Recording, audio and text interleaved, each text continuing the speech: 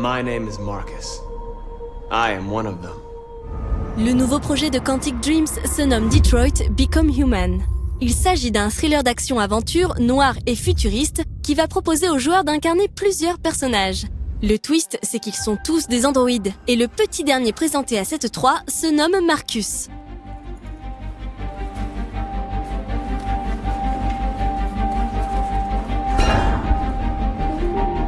This is a night our people will remember.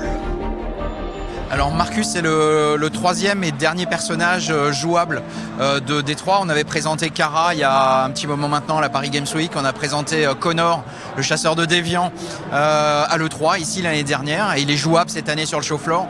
Et là on présente cette année un personnage qui s'appelle Marcus. Alors ces trois personnages sont des androïdes, puisque c'est un des partis pris du jeu, c'est de raconter le jeu du point de vue des androïdes. Et on va contrôler ce personnage qui va en fait, en fonction de comment joue le joueur, pouvoir se retrouver à la tête de la rébellion Android et conduire la révolte des machines contre les humains.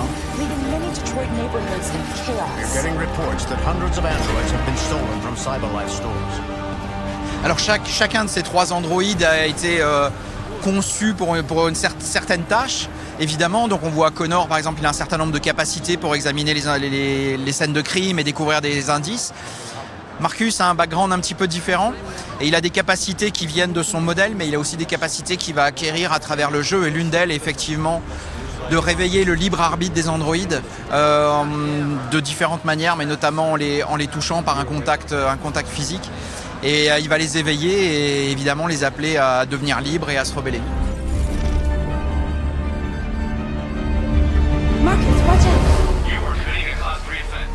Alors une des capacités particulières de Marcus est de se projeter dans toutes les hypothèses possibles de tout ce qui peut se passer. Donc il est face à une problématique, il va avoir une espèce de fantôme de lui qui va tenter différentes choses et le joueur va pouvoir décider ce qu'il va vouloir faire. Donc c'est comme une espèce de simulation. C'est une des capacités qu'a Marcus en tant qu'androïde d'anticiper tout ce qui peut se passer et de faire son choix ainsi. My name is Marcus. And just like you, I was a slave.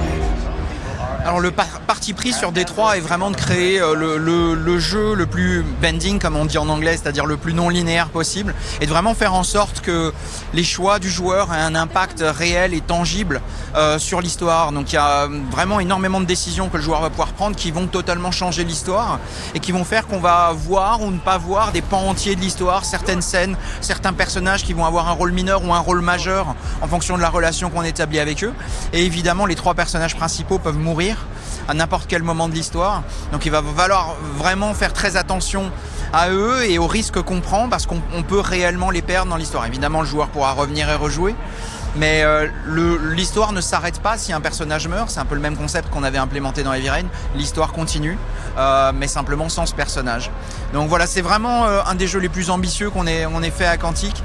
On a vraiment cette envie de mettre le joueur dans la peau du personnage et d'en faire le co-scénariste, le co-acteur, le co-réalisateur de l'expérience pour que chaque joueur puisse raconter sa propre histoire.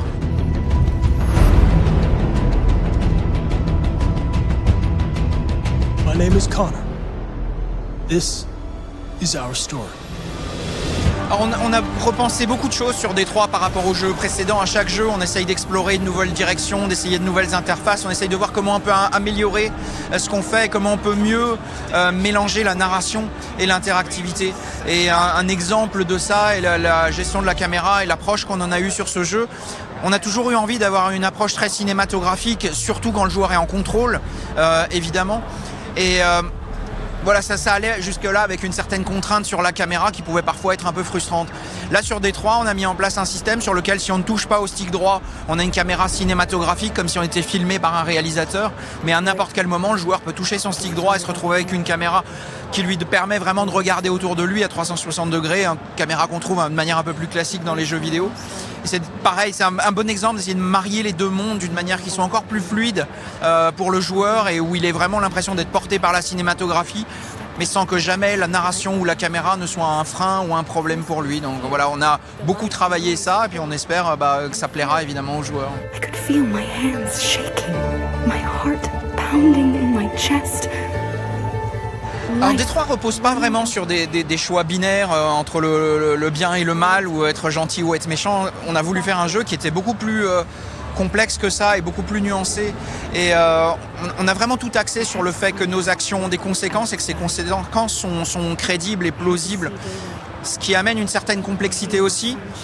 C'est le cas dans chacun des 3 arcs, des 3 personnages, mais on a aussi développé des arcs qui ont des conséquences. Ce qu'on fait avec un personnage va pouvoir influer ce qui va arriver aux autres.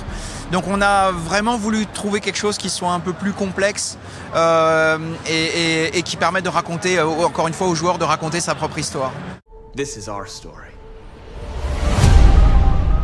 Detroit Become Human est prévu pour PlayStation 4, mais n'a pas encore de date de sortie annoncée.